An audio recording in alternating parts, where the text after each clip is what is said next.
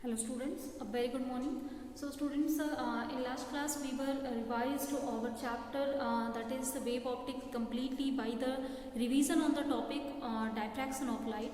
So that is I think the concept and the theory, the derivation on the all the topics, that is clear. So let's today discuss some conceptual and numerical problem on the diffraction of light, and let's end our chapter here now. So next in the discussion for the diffraction of light, our first question is here: why is the diffraction of sound wave more evident in daily experience than that of light wave? So why we are just here can see more evidence for the sound waves diffraction in comparison to light wave. Reason is that as we know, the frequency of sound waves lies between 20 hertz to 20 kilohertz. That is, the wavelength range will become 15 meter to 15 mm for this frequency range. Now the diffraction occur if the wavelength of wave is nearly equal to the slit width, you know that one.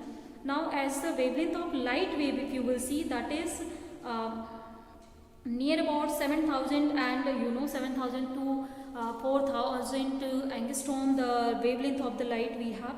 So the slit width is nearly equal to the wavelength of sound wave as comparable to the just light wave, because for the light wave the slit width should be very small but for the case of the sound wave, slit width should be only up to the range from meter to mm. So that meter to mm size we are using it in our daily life, and that's why we can easily see the diffraction of sound in comparison to the diffraction of light.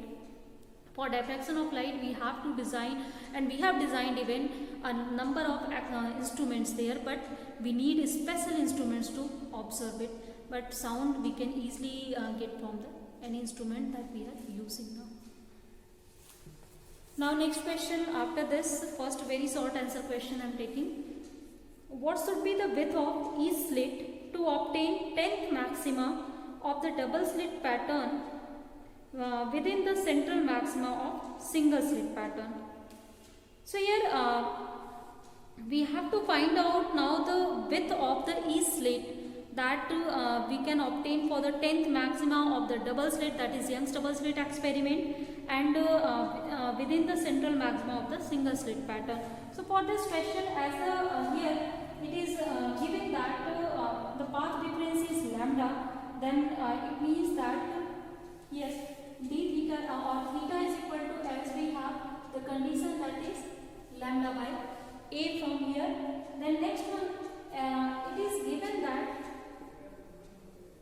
the 10th maxima. So for 10th maxima here, theta will be equal to, or the path difference is finding 10 lambda by a.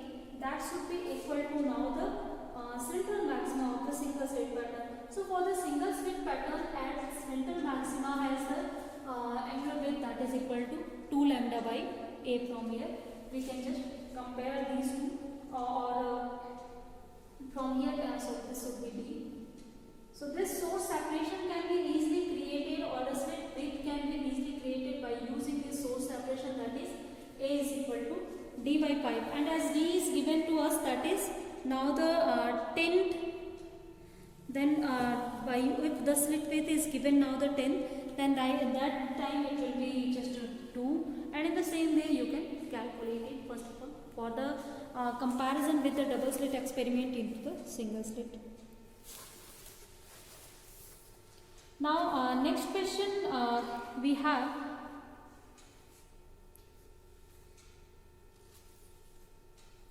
a parallel beam of light of wavelength 500 nanometer falls on a narrow slit, and the resulting diffraction pattern is observed on a screen 1 meter away. So it is observed that the first minimum is at the distance of 2.5 mm from the center of the screen. So find out the width of the slit. So now what will be the width of the slit? That is, we have to calculate the value of a here. So for the case of now first let's write the data that are given to us. So in this question the data is given, the screen is 1 meter away. So now the first data that is given in the question, it is the distance of the screen from the source, that is d is equal to capital D is equal to 1 1 meter is given. Now after that the light that has wavelength, it is given also as 500 nanometer. In the question next thing is given the first minimum, that is n is equal to 1, is observed at a distance of, that is y for that one, y1 you can also write, that is given here 2.5 mm. So we have to find out the width of the slit. So to find out the width of the slit, we can use now the condition for minima in the case of diffraction pattern. So as you know, in for the case of diffraction pattern, the condition is that path difference is even multiple of lambda by 2 for the minima. So in that case we can write simply and we can calculate the value of y, and y by the formula as it is given by n lambda capital D by small d. So from here d we will calculate. So the value of d is obtained as n lambda d upon y from here. So n has value 1, lambda has value 500 into 10 to the power minus 9, d is now 1 meter, and again y we have, that is 2.5 into 10 to the power minus 3 from here. And if we will solve this, then the value is obtained as 0.2 mm from here. Now this is our the question. Here one more question in the same here the description that can be asked. What is the fringe separation for this? So if we have to calculate the fringe separation in this case, then as you know, the fringe separation is not exactly precise for the case of the minima, but we can calculate it by just taking or calculating y2, and after calculation of y2 then we can find out the fringe separation. So for the y2, if we will write the value, y2 can be written as by using the formula 2 lambda d by d from here, and after that one we can write now the y2 minus y1, that is the value of beta, and this is obtained as fringe slit, that is obtained as lambda d by small d from here. And as the value of y for y1 is equal to 1 n is equal to 1, that is y1, it is obtained by the formula, that is lambda d by d from here. So we can easily calculate here the fringe separation. So that will be obviously equal to beta is equal to y1, and that is equal to 2.5 mm. So you can easily calculate the separation of the fringe width in the case of first minima up to the second minima now. Now after this one, let's see our next question.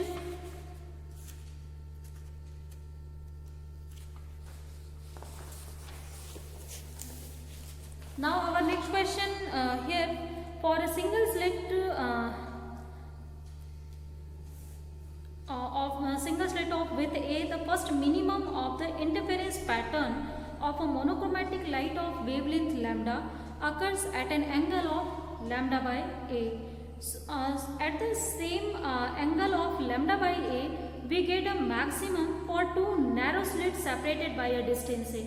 Explain this thing. So here explanation for that one, as we know in the diffraction, the angular position theta is given by delta x by A, where delta x, that is fringe separation or the path difference exactly in the wave. So for the first minima, the path difference that is obviously you know, for the first minima the path difference is integral multiple of lambda, and n is equal to 1. For that one we can get delta x is equal to lambda. So theta is obtained as lambda by A for this one. Now in the interference, if d is equal to A, as in question it is given d is equal to A we have, then the angular position that is given as theta is equal to delta x upon A, and angular position for the first maxima in the case of interference pattern. So as we know, the condition for the maxima in the case of interference, that is again the integral multiple of lambda, and n has value 1. So we will get its value lambda. So theta is obtained as lambda by A. From here it is proved that the angular separation that is obtained for the single slit experiment that is theta is equal to lambda by a for the first minima will be same as the interference pattern is obtained for the double slit experiment and for the first maxima. So first maxima and first minima will fall on each other if diffraction and interference by using single slit and double slit respectively is occurring. Next one, after this, the next question we have, yellow light that has wavelength 6000 angstrom illuminates a single slit of 1 into 10 to the power minus 4 meter. So calculate the distance between two dark lines on either side of the central maximum when the diffraction pattern is viewed on the screen kept 1.5 meter away from the slit. So let's now solve this question.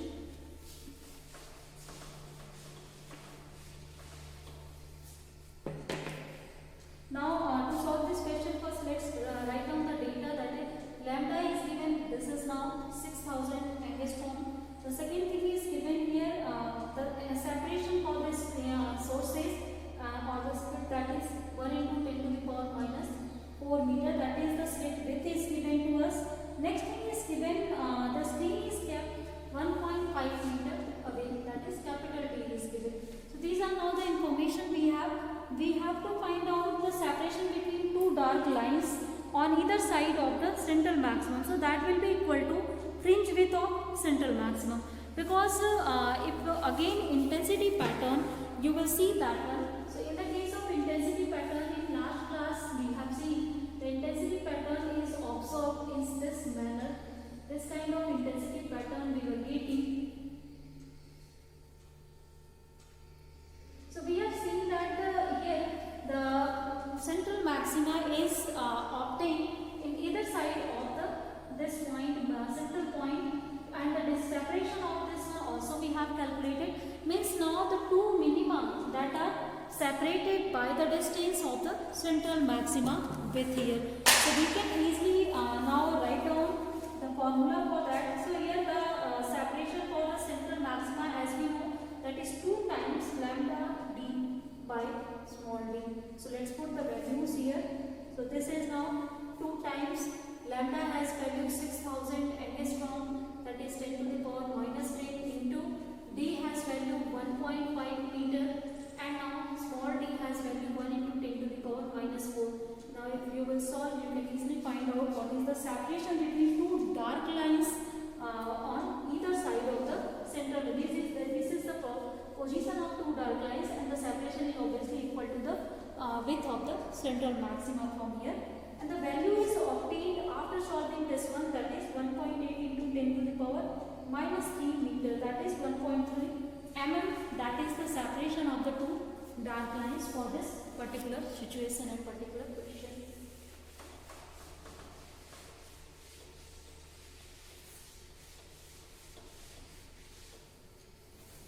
Now the next one, after seeing this one, let's see.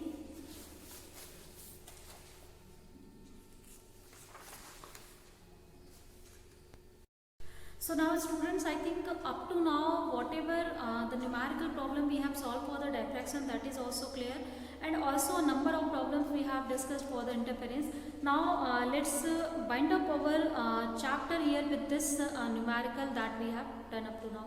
Now let's revise from this moment the next chapter, that is the dual nature of radiation and matter. Now what we are going to do for this chapter, first of all here, now this is dual nature. First we are only going to discuss the dual nature of radiation, later we will discuss dual nature of matter also. So up to now you have already three branches of the optics, and among that three branches you have discussed two branches, that is the ray optics and also wave optics, means where we have taken nature of light as the ray, and in second one as the wave. Now further, when some of the experiment done by the Hertz, then that time again some difficulty starts to increase. Like Hertz was doing some experiment by using electromagnetic waves, that is UV light he was using, and he seen that when UV lamp, that is just that light is falling on some metallic sheet, then some spark is generated. So what is the reason of that spark? He was unable to explain that time, because the wave optics was not giving any satisfactory answer for this spark. Why this spark is generated there on falling on the metallic surface? So he has just assumed that some kind of particles are emitting, but he really didn't know anything about that phenomena.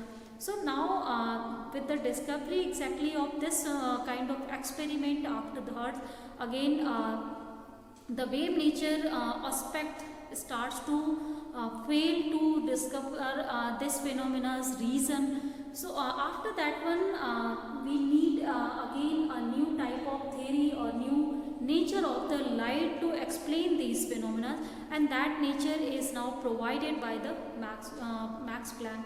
So Max Planck has suggested that light is not only have the wave characteristics. Exactly, light is made up of a large number of particles. So light, it means now in light, when it is traveling, it is just accumulation of the large number of particles, and that large number of particles whenever they are moving in the space, then that time wave is created, and later we have started to call is dual nature of radiation and matter. So first, before starting the dual nature, only one nature, that is the third kind of nature of the light we will discuss, that is now called the quantum nature of the light or the particle nature of the light, and that's the started from the concept of the Planck.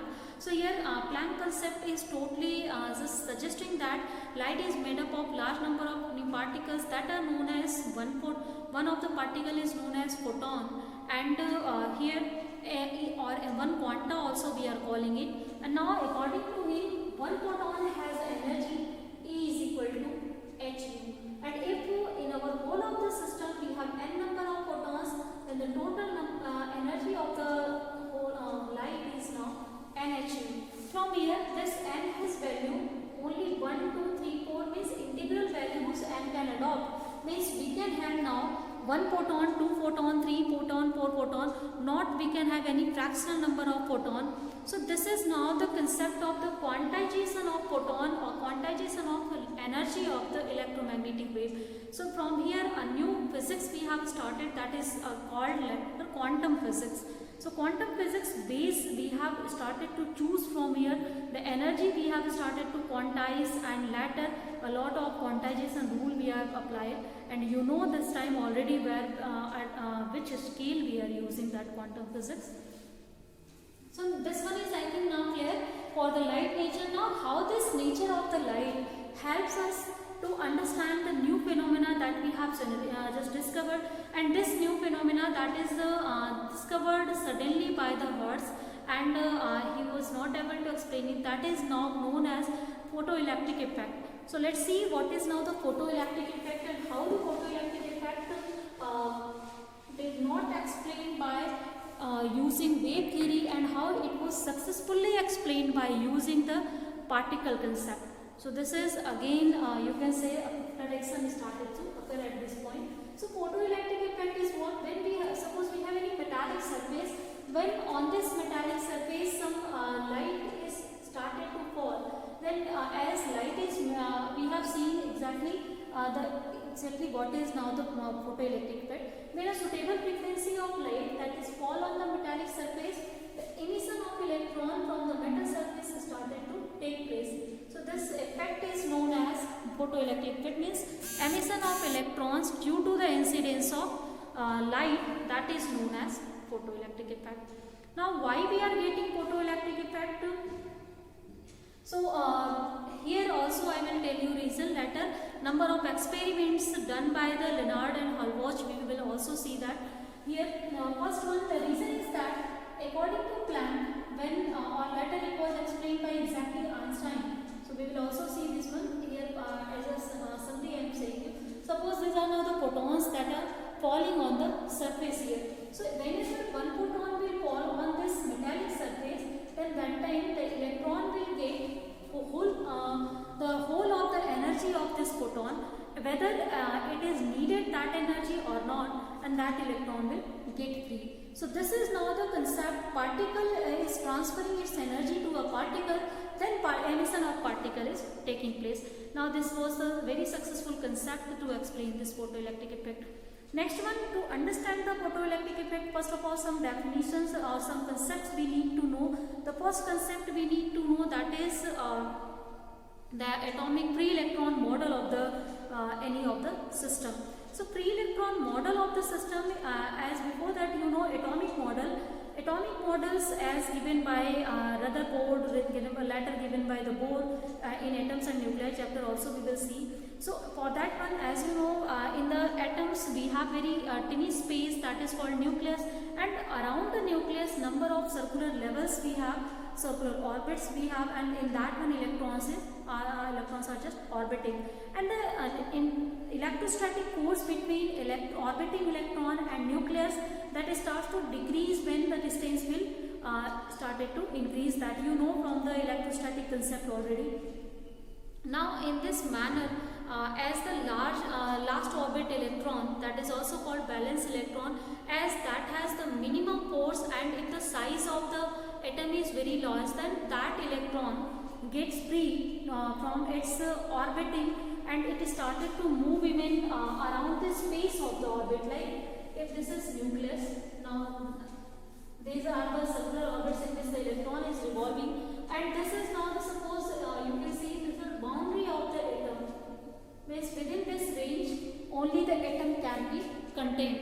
So if the last one electron is moving here, this electron can now, as the intermolecular forces are very smaller, then that time or the force between nucleus and electron becomes very weak. Then due to that one, this electron starts to move in the space of this one, as this electron cannot get free from this space, but it has freedom to move in this space. So this behavior of the electron is just like that, as in any gas, the gas molecules are moving just like in Brownian motion. So this is now known as the free electron model, where the electron gets free. It is very you can say it has freedom to move inside the boundary of the atom. Now why it cannot cross the boundary? Because here at this point there is a potential difference. So to cross this potential difference, electron need to get more energy. It don't have that kind of energy. So whenever electron will get some excess energy that it needed to cross this potential, suppose it is of 2 kilovolt and the electron has only the energy that is 1 kilovolt. So if electron will gain 1 kilovolt from somewhere, then obviously it can easily cross the junction, this one, or this barrier, and it will be free from there, or greater than energy than 1 kilovolt. So it means that now the energy needed to overcome the potential barrier or the boundary of the atom for any electron, that is here needed whenever electron has to free from the atom. Now this energy is known as work function of the any atom, or especially this free electron theory is we are obtaining for the metal, so that's why we are calling it work function for any metallic system. So it means now work function is simple, the energy that is needed to make electrons free. So this is the first thing that we needed to know. Now for the case of the photoelectric effect, before that one again we can just revise the in way electrons are emitting. So electrons are emitting by number of ways here. Like the one way as the photoelectric effect we can see by the application or by the exposure of the electromagnetic wave on any metallic surface, electrons can get emitted from that metallic surface. This is first method, that is photoelectric effect. Second one is we are knowing at thermionic effect or thermionic emission. So thermionic emission is what if we will use as the work function, as we need energy, excess energy to make the electron free. So that excess energy we can provide by any of the method. We can use the thermal energies there. So if we are using thermal energy, means we are heating the surface, then that time due to that one, if electrons are getting free, then that electron is known as thermal electron, and this process is known as thermionic emission. Similarly, if we can use also electrical energy, so if we are using electrical energies, then that time electric emission or field emission also we are calling, that kind of emission we are getting. Some other example like secondary emission. So if very fast moving electron will collide with any electron, and due to collision if it is transferring its energy, then electron is getting free, so that is known as secondary emission, and electron emitted is known as secondary emitted electron. So these are all now the methods to emit electrons. Here only one method we are going to study for the optics, that is by using the electromagnetic waves. So students, as a brief only, just to revise and just to keep your mind open only, I have told you about the dual nature of radiation and some of the topics regarding to photoelectric effect. In next class we will start our chapter revision on the chapter in more detail. So let's end our class here with this one.